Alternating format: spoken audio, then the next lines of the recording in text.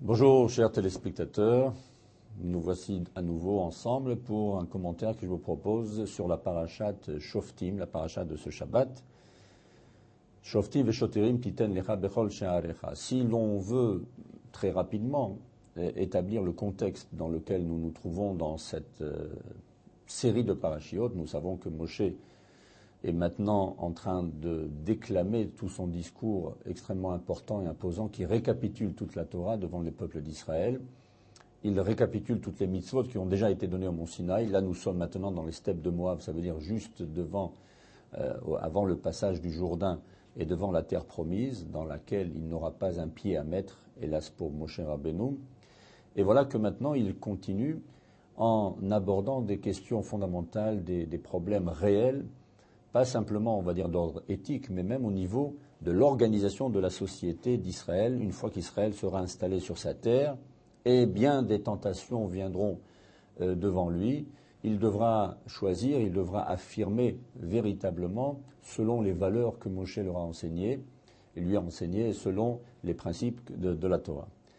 Il s'agit dans cette paracha essentiellement des juges, je crois que c'est à toutes les époques et de tout temps, les juges qui doivent être des gens probes, des gens de grande dignité, de grande sincérité, et en aucun cas, bien entendu, des juges qui seraient tentés par des gratifications, par de la corruption, qui a shochad ya'aver ene chachamim visalev divrei tzadikim, le shochad, c'est-à-dire les pots de vin, comme on dirait aujourd'hui.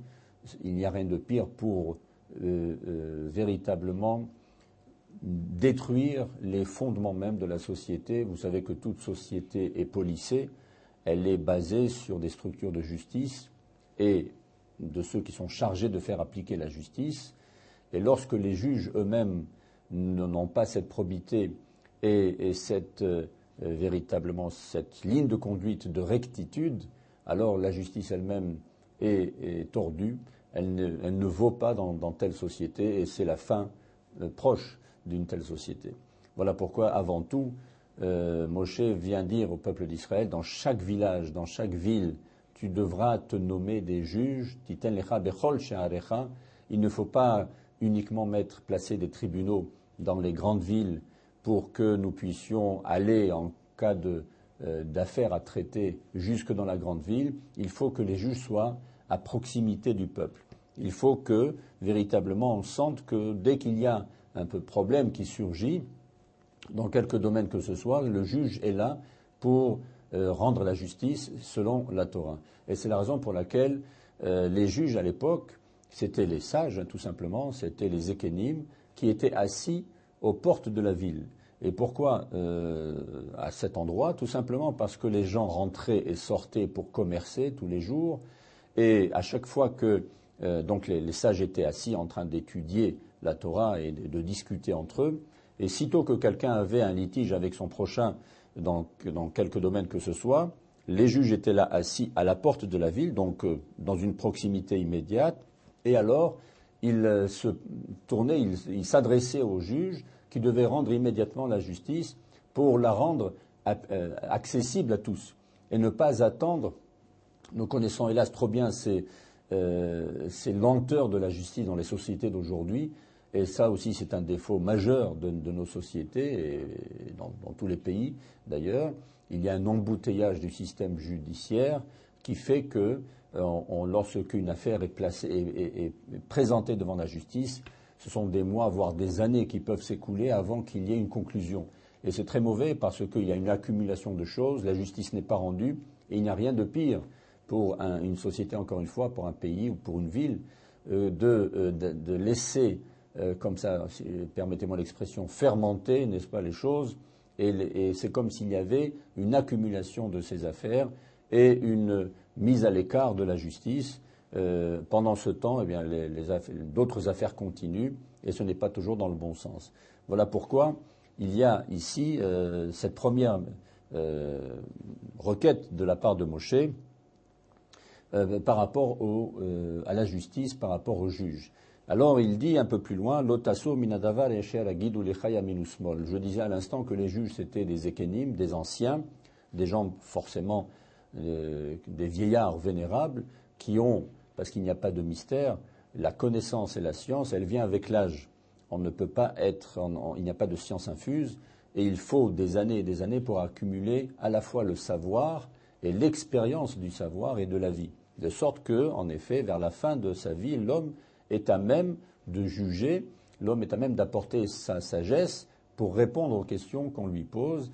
Et voilà pourquoi on parle toujours des Zekenim, comme à l'époque de Moshe, ils étaient 70, les 70 anciens, les Shevaim Zekenim, et c'était d'ailleurs le nombre que comptait la grande cour de justice à l'époque du Beth Amikdash, qu'on appelait le Sanhedrin, 70 membres plus le président de ce Sanhedrin, parce que cette cour de justice suprême était véritablement l'autorité de recours qui permettait, selon la Torah, de rendre la justice. Et on parlait de vieillards, on parlait d'anciens, de Zekenim, et la Torah nous dit, Moshe nous dit, Alpi à Torah asher yorulcha, selon la loi qu'ils t'indiqueront, selon le jugement qu'ils te donneront, alors tu devras agir. Cela veut dire qu'en fin de compte, tu ne devras pas te détourner de cette loi, de ce verdict, ni à droite ni à gauche. Et ce que nos sages appellent la emunat hachamim, c'est-à-dire la confiance que l'on a dans les rabbanim, dans les hachamim, dans les sages, je parle au plus haut niveau, attention, enlevez de votre esprit la définition moderne de rave, de rabbin. Ce sont des définitions qui ont été très largement un petit peu corrompues au fil des siècles et des années selon les contextes du peuple juif historique et social. Là, je parle de ces grandes autorités de l'époque de la Mishnah, de la Gemara et avant eux, et des poskim de l'époque. Ça veut dire que Moshe, d'emblée, veut donner à la Torah un caractère extrêmement permanent et fort en donnant aux sages une décision qui devra obligatoirement être respectée, y compris des décisions qui n'ont pas été prévues dans la Torah, mais que les sages, dans leur connaissance, dans leur science et dans leur expérience de la vie, vont apporter, en plus, c'est ce qu'on appelle la loi orale, mais qui est mise à jour à chaque génération, bien entendu. Alors il faudra continuer à respecter ces décrets et ces décisions de ces hachamim et ne s'en détourner ni à droite ni à gauche, même s'ils en viennent à te contredire, tes conceptions ou tes croyances ou tes pratiques même, et ce que tu as cru jusqu'à aujourd'hui que c'était la droite, finalement ils vont te le dire non, ce n'est pas la droite, c'est la gauche. En d'autres termes, c'est une façon de parler, cela veut dire que tes convictions les plus profondes peuvent être ébranlées par les décisions qu'ils vont te donner.